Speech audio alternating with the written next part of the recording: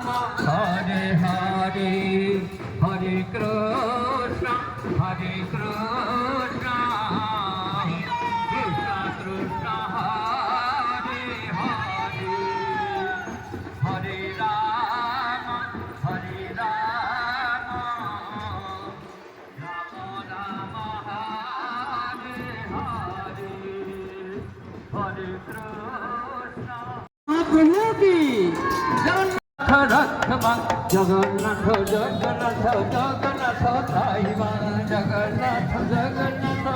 জগন্নাথ রক্ষমা জগন্নাথ জগন্নাথ জগন্নাথ ত্রাহিমা মহাবাহু মহাবাহু মহাবাহু রক্ষমা মহাবাহু মহাবাহু মহাবাহু ত্রাহিমা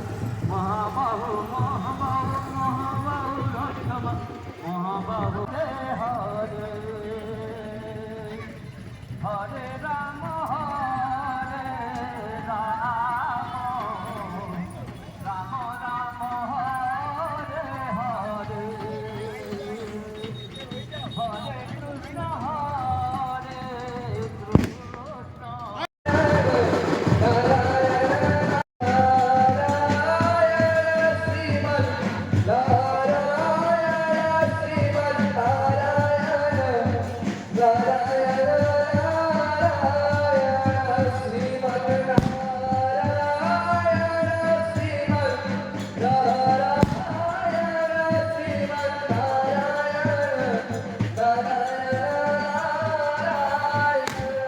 କହିବେ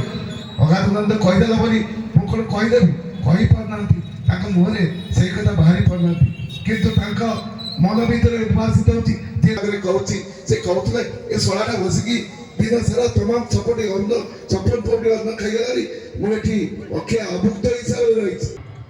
ଜଗତର ଠାକୁର ଜଗନ୍ନାଥଙ୍କର ଭବ୍ୟବତୀ ଆମ ଗହଣରେ ରହି ଆମ ଚିନ୍ତା ଚେତନାକୁ ଜାଗ୍ରତ କରିବା ପାଇଁ ତାଙ୍କର ବହୁମୂଲ୍ୟ ସମୟ ଆମ ଗହଣରେ ବିତେଇଥିବାରୁ ବାଲେଶ୍ୱର ଜିଲ୍ଲା ଭୋଗରେରୁ ସରିତ ସପନ ପଣ୍ଡାଙ୍କ ରିପୋର୍ଟ ଜିଟିଭି ଓଡ଼ିଆ।